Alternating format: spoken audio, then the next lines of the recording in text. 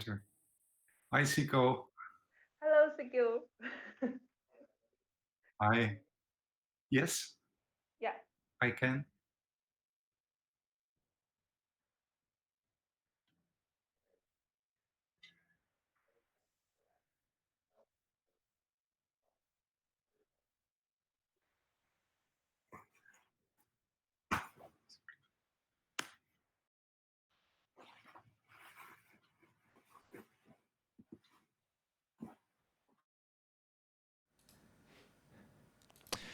So, good evening, everybody. Welcome to today's meditation session. And today is also holiday, the King's Day, the King's Dag. But I guess most people stay at home because the recent situation of the coronavirus. And if you can stay peace and calm, every day is a holiday, is it? You don't need to treat this day very specially if you feel happy and peace and joyful each day. Today, the topic is about healing. We have talked about a lot of big topics in the past few sessions from different perspectives to talk about the mind.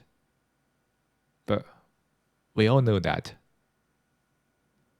the mind is very vulnerable.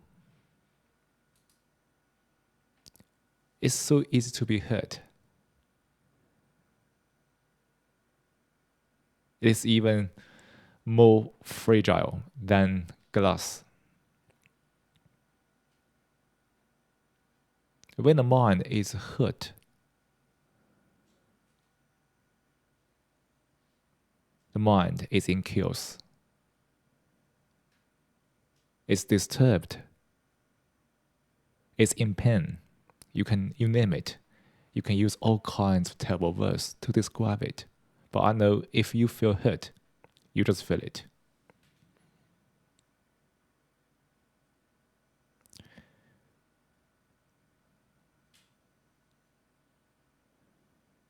To change the mind, to change life, we need to work out of the hurt first.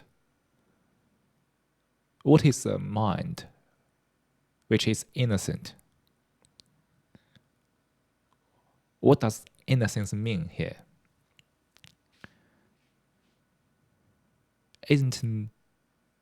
Doesn't it mean being free from hurt? When the mind is innocent, it means that the mind is free from hurt. And only this mind is able to turn inward, to explore it. If someone who's now being hurt in one way or another, I think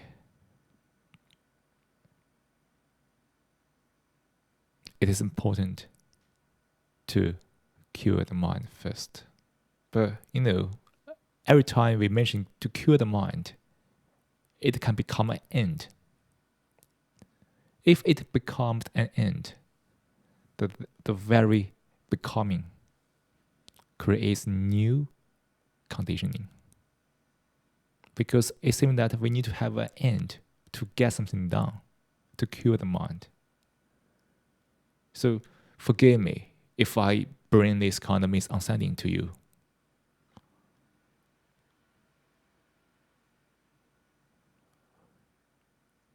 For the inner world, no matter what you are, how you are feeling at this moment, there's no any end in achieving something. The very end is a different mental action, which might give you more disturbance. So today, let's talk about heal. It's not about very specific method. If I tell you something very specific and you follow it, and then you follow an authority, And if I know you're hurt, if I could, then I would be a saint. But how possible is it? Everybody is sensitive. Everybody is fragile in a different way.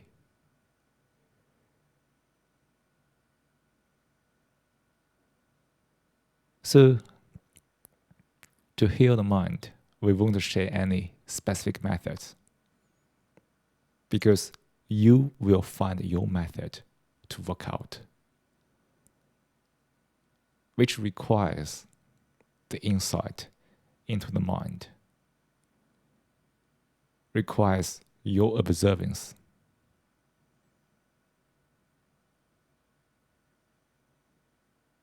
And require your non-doing in cure the mind.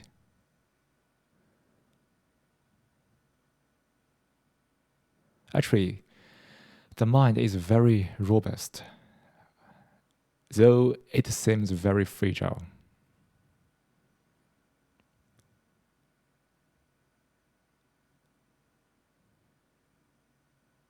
It sounds very contradicted, is it? At the same time, we say that, oh yeah, your mind is very vulnerable. Mine is also. At the same time, the mind is also very resilient. If we don't do something unnecessary.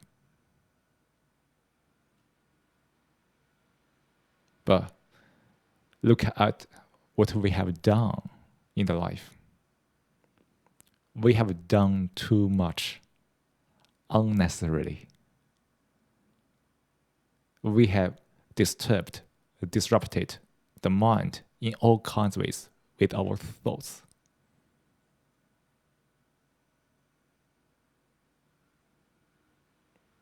And we must see that the thoughts we have given to, either consciously or subconsciously,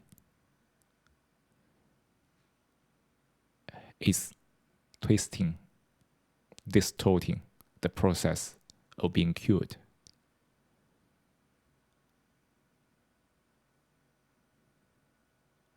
I think there could be many examples to see this issue.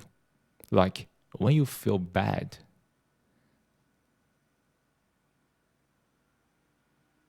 do you notice it? You're also full of fear towards it.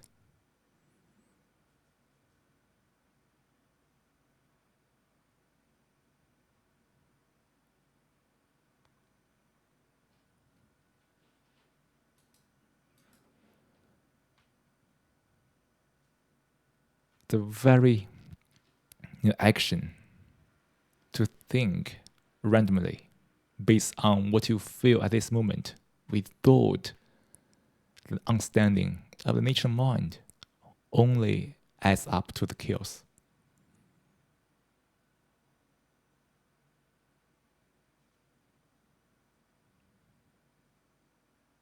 We have used our thoughts marvelously to disrupt the natural circle of the mind.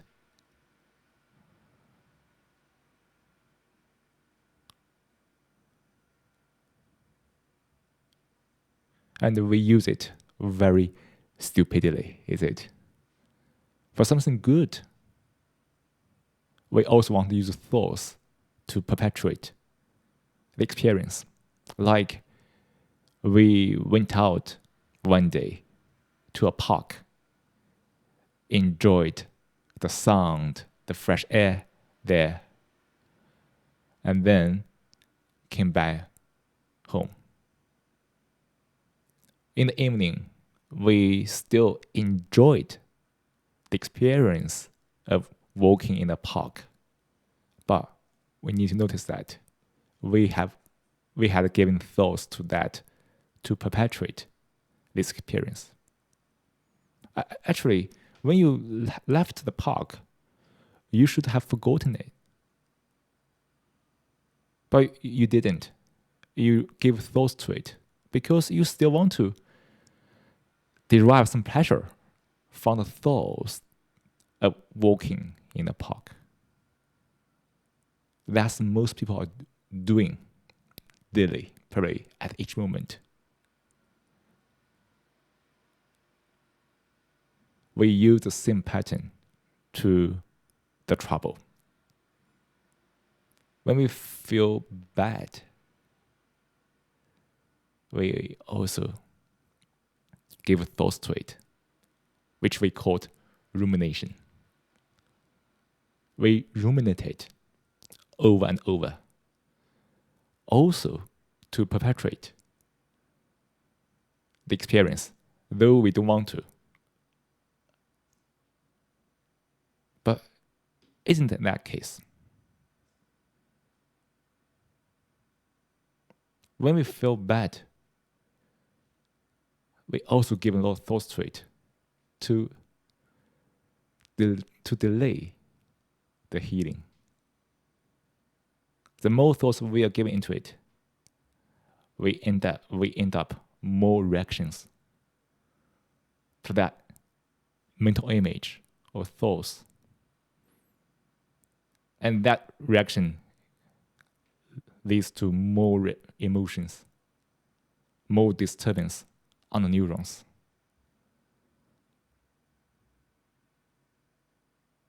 And that kind of feeling gives us the impression that the mind is so vulnerable, so fragile.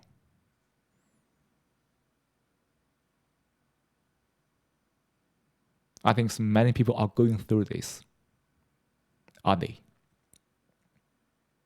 And this very going through creates a very small reality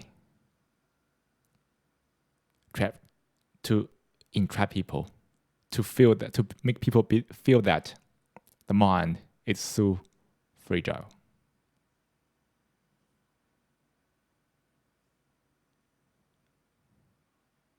Letting go the definition of healing or whatever. You see, we always rely on thoughts to perpetuate the experience. For good ones, which we define as good ones, right? If you define what is good, there must be something which is called bad, and you want to avoid the bad, which is another topic we can discuss in the future. But we need to notice this fact, right? We want to use thoughts to perpetuate the experience we want.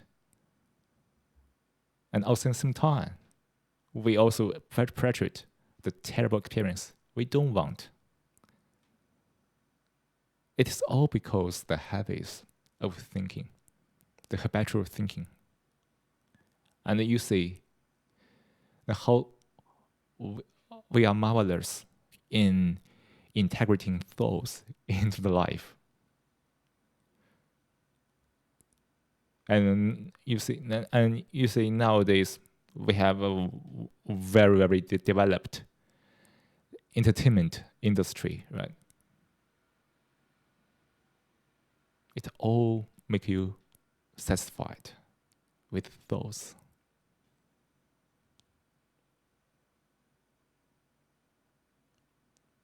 So again, we don't deny the thoughts because, as a human being, it is totally normal to think, have thoughts. But we also notice that if we are not mindful, we are not aware enough,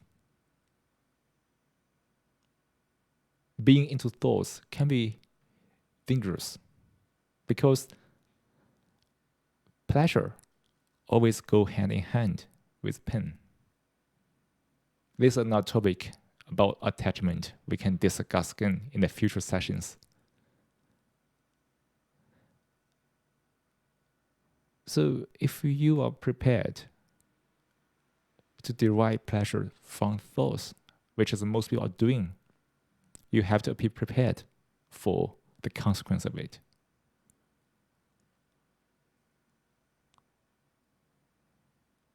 nothing about right or wrong.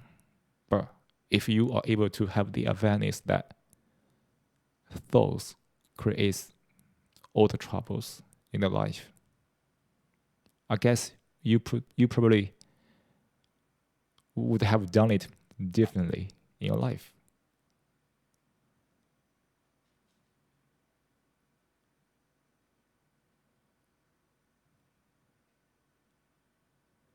So to heal is to be aware of the thoughts deeply. To heal means to handle with the thoughts. So your mind, your neurons are no longer disturbed by the thoughts and the reactions, emotions following.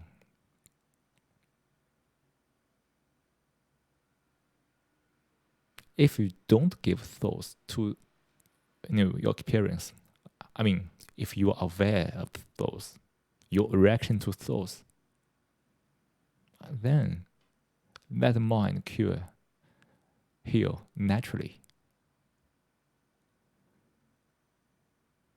The neurons has their own way of working, which is beyond the consciousness.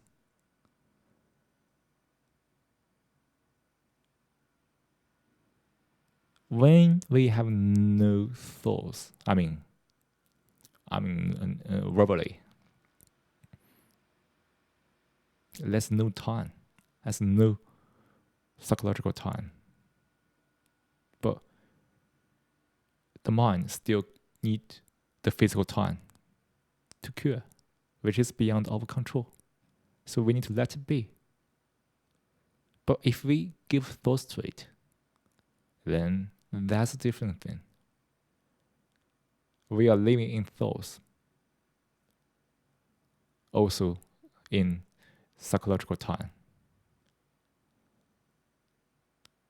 In that mentality,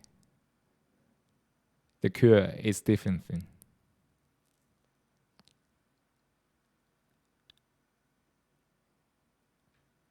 When we are living in the psychological time, it also means that we delay the cure because thoughts is still working, still, affecting the neurons. I don't know it's good or bad, but I just present this to you guys to notice that thoughts might add chaos to your mind.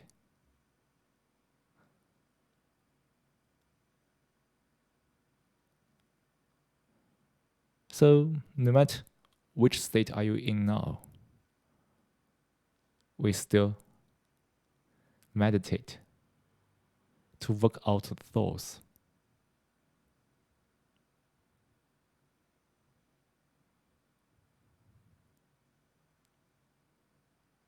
To calm down the mind.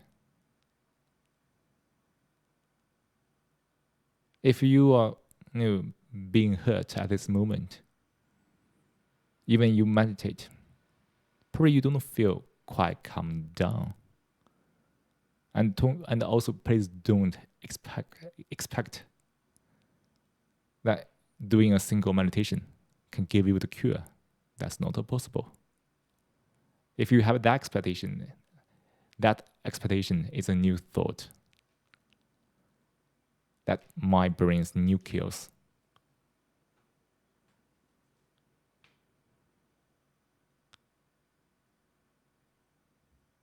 So when we say non-doing, it means that we don't do something unnecessary.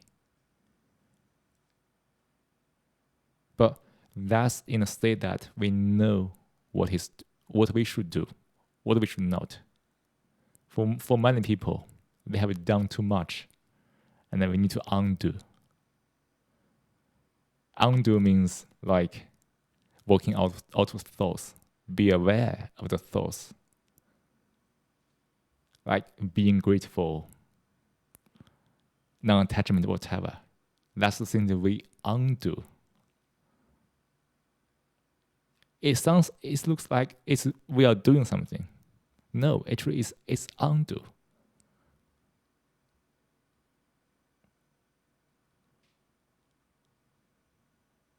Our mind is never in the natural state because they are distorted by our ideas, conditioning, thoughts. So we need to undo it first to return to nature. Then we will do non-doing. It's not at this stage. When your mind is chaos, you think, oh, I should do nothing. We should do something, which is called undoing. Undo. Then we are in a stage to consider non-doing.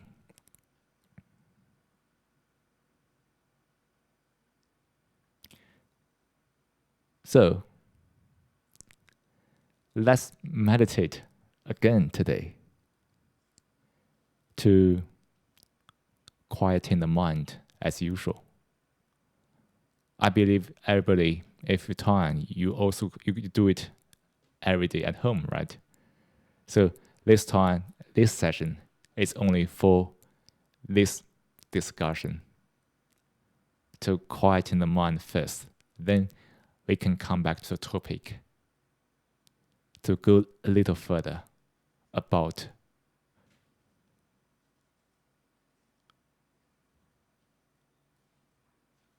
how to not be hurt, so to speak.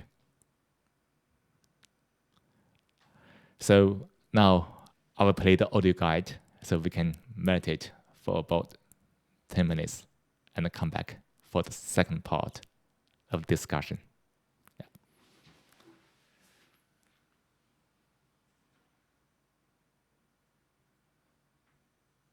Now let's take a 10-minute meditation. Start by taking a moment to find a comfortable position to sit in a posture that you feel relaxed and get alert. Let hands rest on your knees or laps.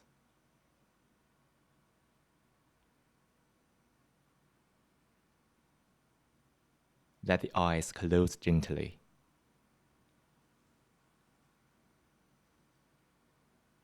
Soften your forehead.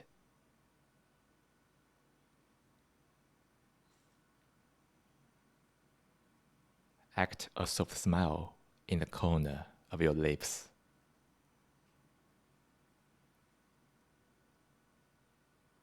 Breathe naturally. As you breathe in, be aware that you are breathing in. Feel the sensation of breathing in. The region can be the nostrils, can be the belly, can be anywhere. Focus on the part you feel most.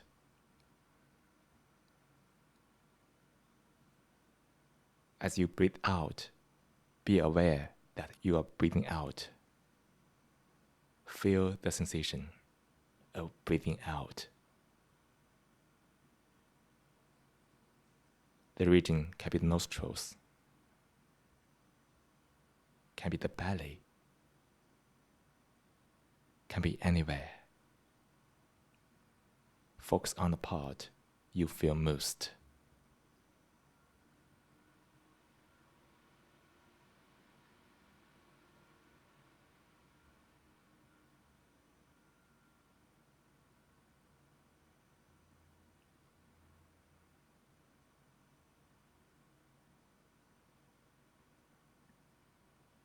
Fix your attention on the breath. Let go of any thought, words, images. This moment, nothing is more important than breath.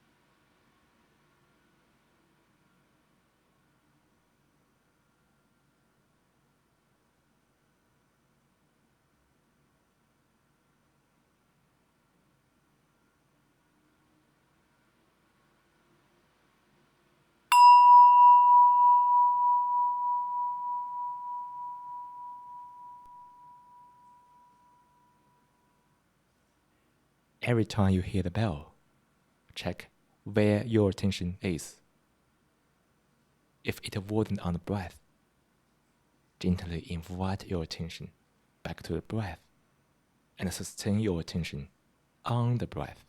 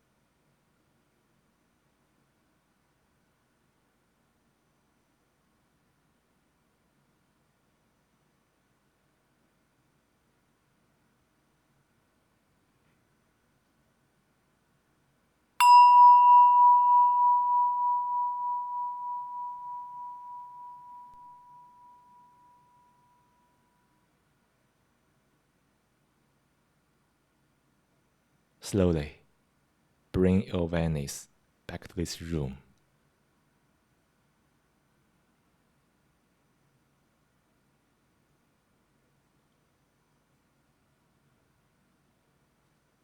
Feel into your body.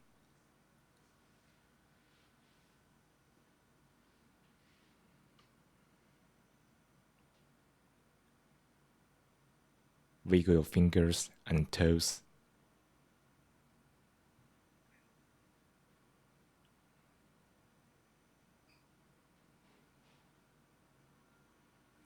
When you are ready, open your eyes.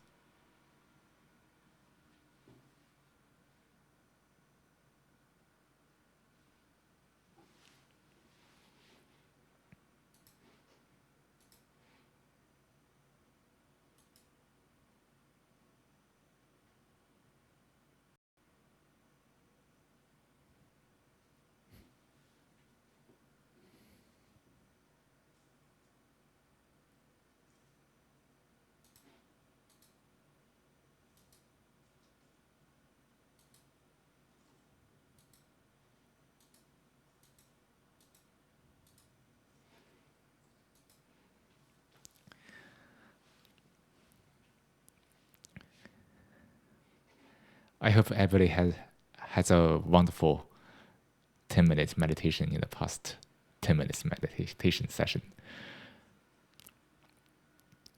You see, for meditation, there's no unique form.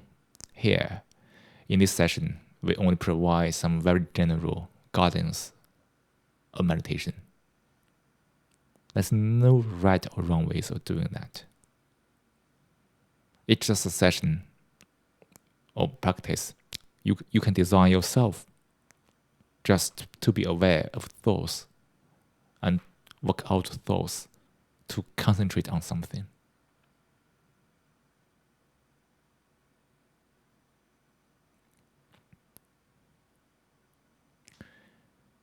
It can be easy or difficult to be aware of something. It's easy because for most people, with proper guidance, most people are able to notice the thoughts they are into. But it is also difficult. It means that there are a lot of deeper level thoughts running there, like assumptions, all kinds of conditioning, mental habits, which might not float on the water at the beginning, which means that everyone themselves needs their own path to notice this part. It can be very personal. It may not be very personal. Like if you are living in a culture, I think most people are, there's a lot of this kind of a common assumption, whatever. And for most people, they won't be bothered to do that, to notice that until they have some troubles. And then probably it's good to go to that direction, to notice how this deep level, how these deep-seated assumptions are leading to the current chaos for someone is going through.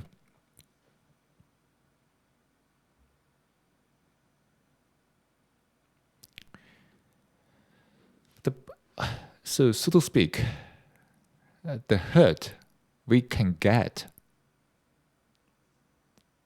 I mean the pain or the trouble, whatever we call,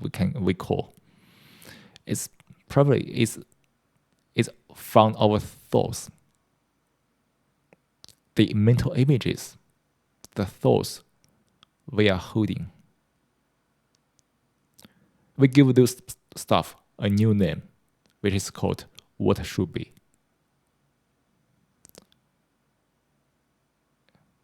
Have you ever noticed that you always get stuck in what should be.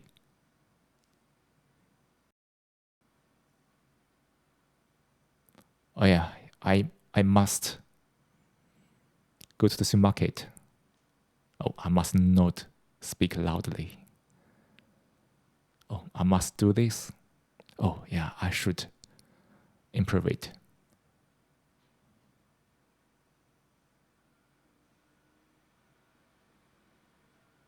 And when you are living in a society fraught with all kinds of rules, I think you are not unfamiliar with what should be. There are so many rules telling you should do this, should do that, must do this, must not do that.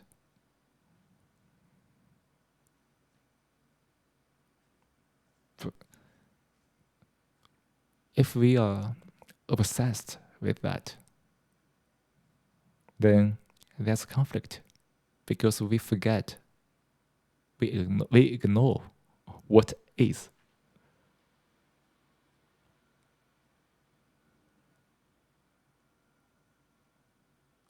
What is what is?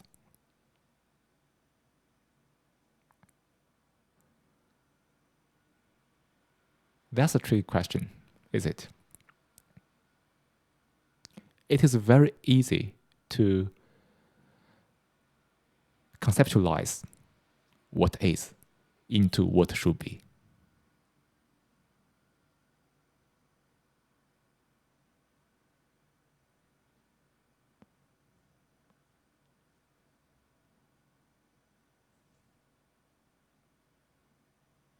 What is the moment, each moment you are living is a fact of the life.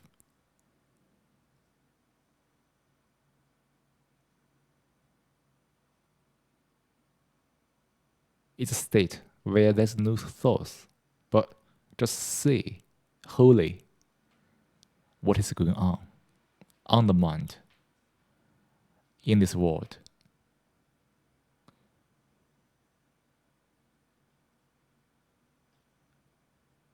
When we compare, when most people do actually compare what is and what should be, there's a gap. The gap indicates the hurt. The larger the gap is, the larger the hurt you will get.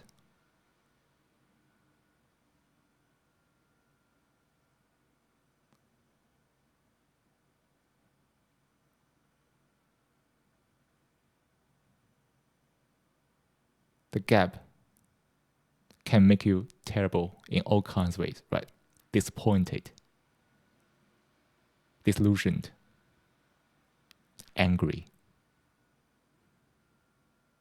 self-conscious. You name it. You can list all kinds of syndromes.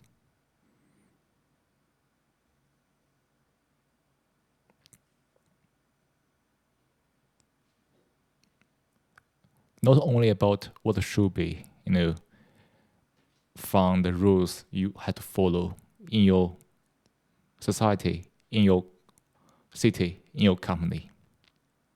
There's also kind of what should be about the self.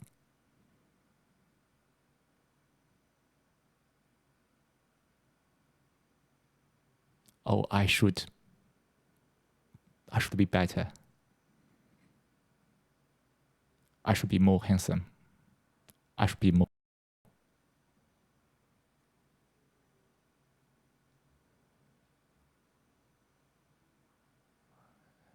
The very, very grasp of this self-image represents all kinds of what should be about the self.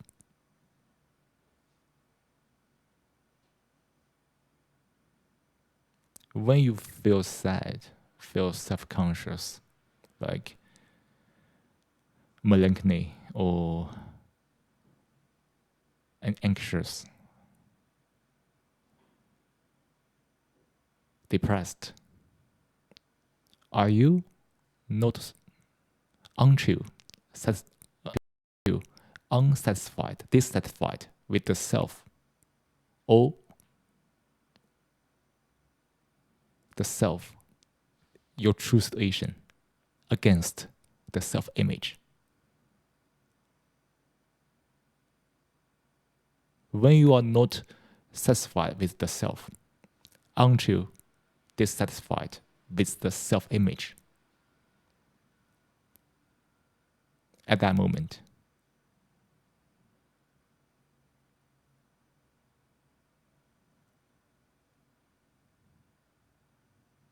you see, we see ourselves also as an image.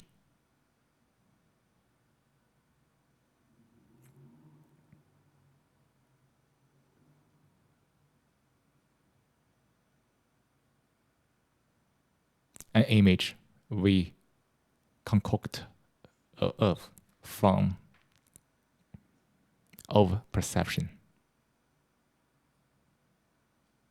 inferences, all kinds of habitual thinking.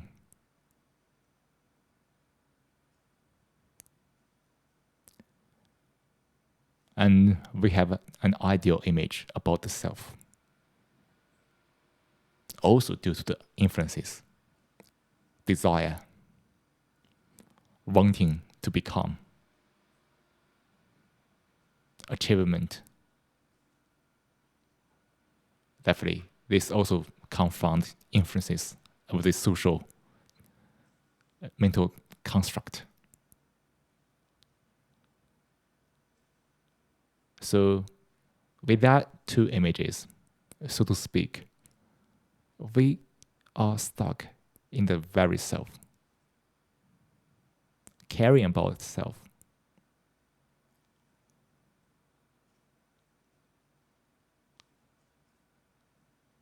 The image is very still, relatively, but your true self is very dynamic.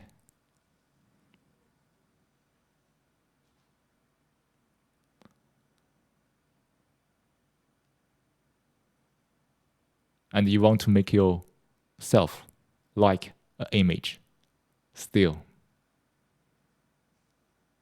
Isn't it a very big contradiction? You want to make yourself from dynamic to still. When it's still, you die, right? So it means that you want to make yourself die. What a contradiction.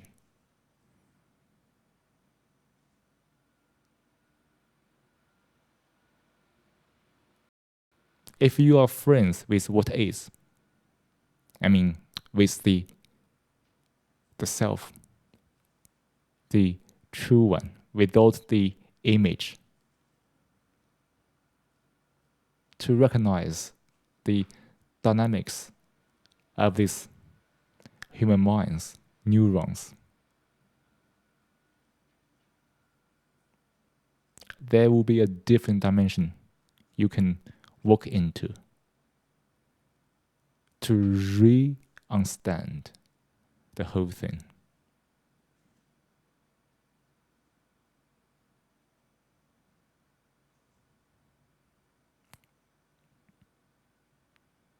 That's why we meditate, to notice this image we are always holding on to.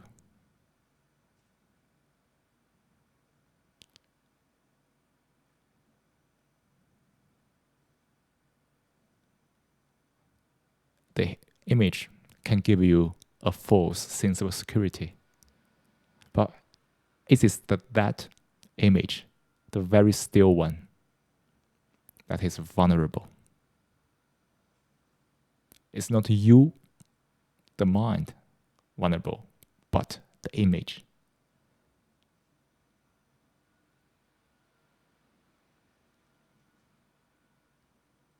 When that image is destroyed, is attacked, you get a reaction.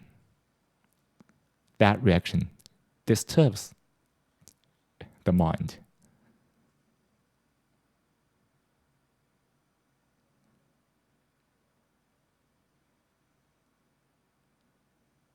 So to live at present, moment by moment, it means that we need to recognize and pick out the mental images we are holding on to and just come back to your true self. It sounds easy, right? Just in a few sentences, but it means you need to turn inward to understand the self, your true self. Then that's the possibility that we can live life without mental images.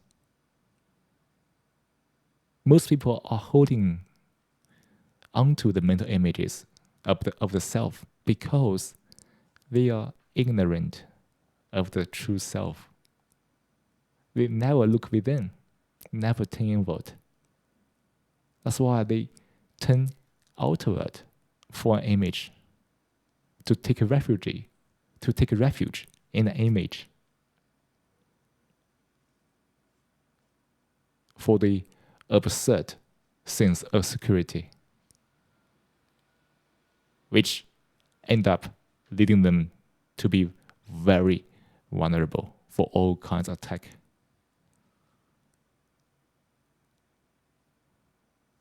So up to now, I think everybody could have a basic idea, basic picture of this being hurt, why we are hurt.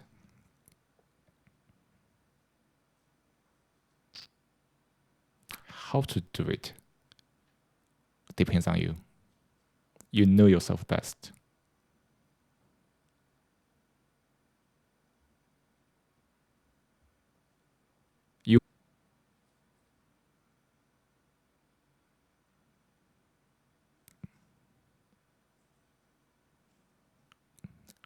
Shall I repeat? Observe yourself without being an observer.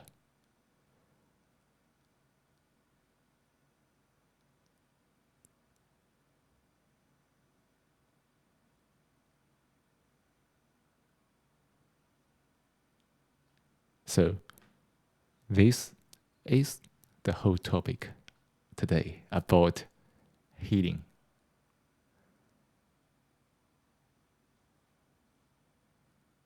Of course, for this process of healing, you need to be patient.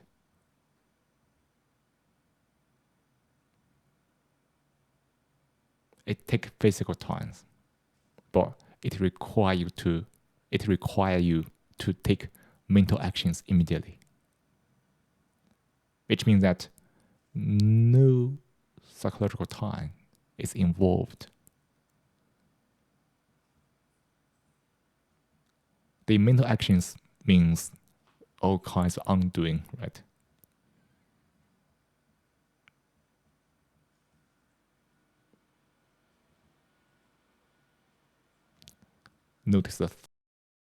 Notice the mental images. Observe the totality of the mind without being an observer. This a series of undoing is the mental actions we should take immediately. And for the rest, for the neurons, it just take the physical time to return to peace and calm. It might require or needs you a few days sleep. Can be longer, can be short, we don't know. But if you are fully present, I think you won't care about how long it will take. Because if you care about how long will it take, it's a new thought you have walked into. So this moment is the best moment. There's no better moment than this moment.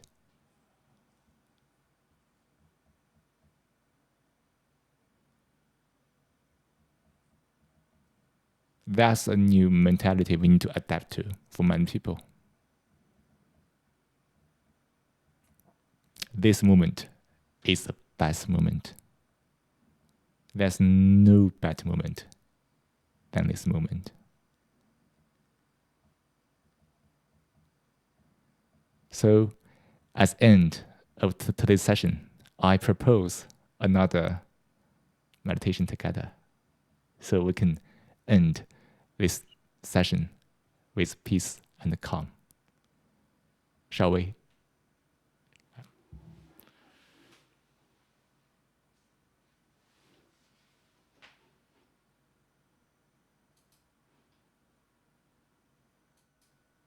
Now, let's take a 10-minute meditation. Start by taking a moment to find a comfortable position to sit in a posture that you feel relaxed and get alert. Let hands rest on your knees or laps.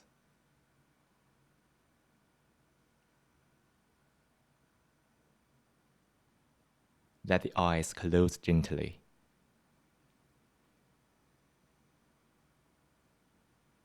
Soften your forehead.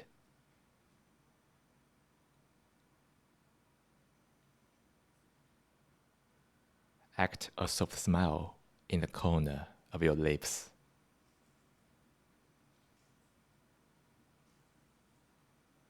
Breathe naturally. As you breathe in, be aware that you are breathing in. Feel the sensation of breathing in. The region can be the nostrils, can be the belly, can be anywhere. Focus on the part you feel most.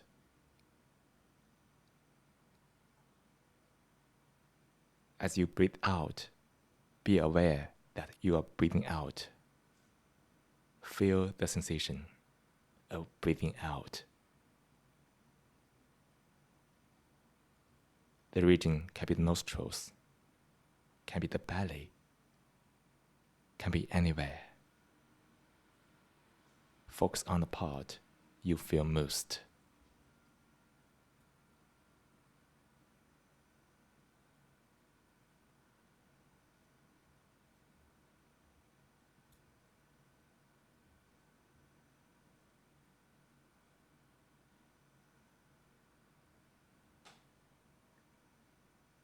Fix your attention on the breath.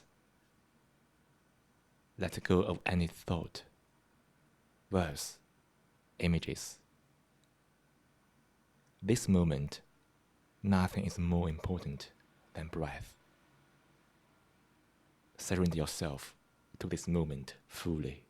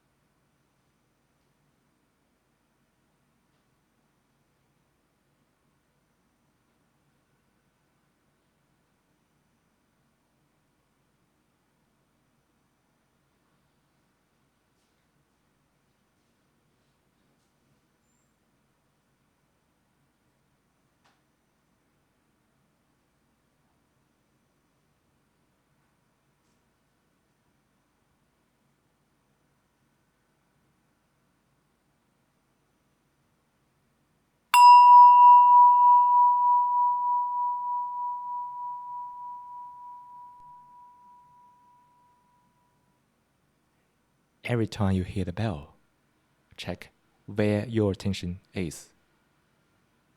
If it wasn't on the breath, gently invite your attention back to the breath and sustain your attention on the breath.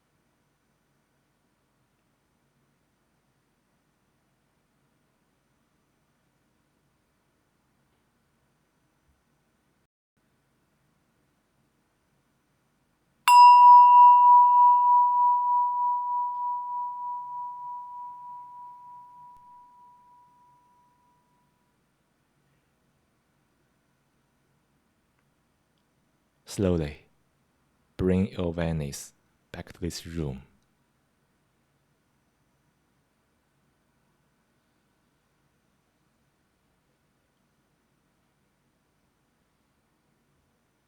Feel into your body.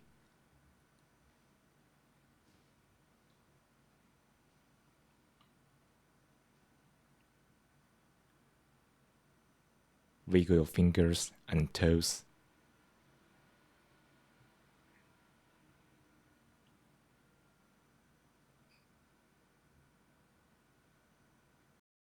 When you are ready, open your eyes.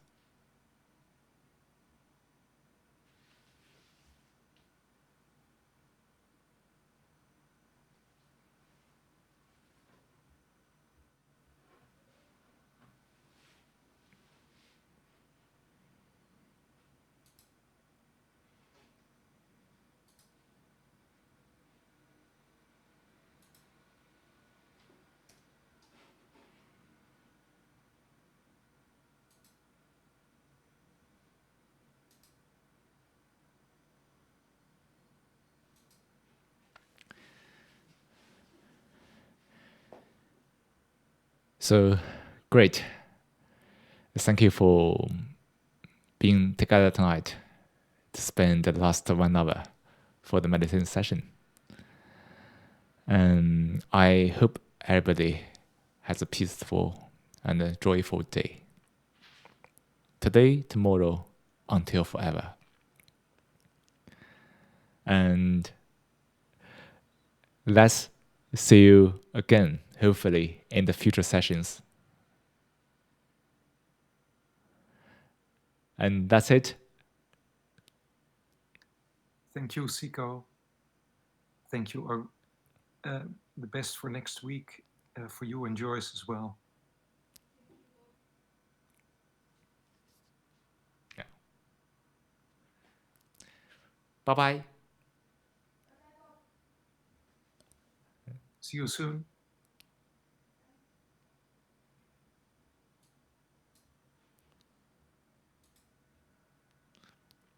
Also for people from YouTube, thank you for spending the last 1 hour watching this on YouTube live. And see you in the future. Bye-bye.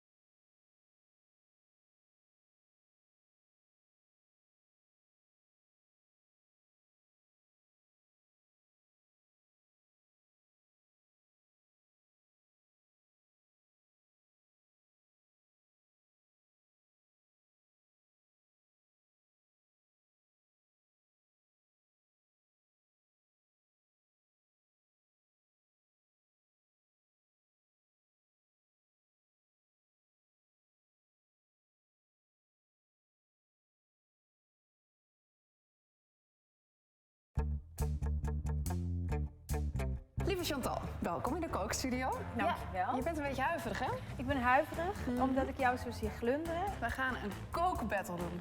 Een battle. Een battle. Ja. Nou, gefeliciteerd. Ja? Ja, dat heb je bij deze al gewonnen. Ben je een keukenprinses of niet? Nee, Mooi. een etenprinses. Ik eet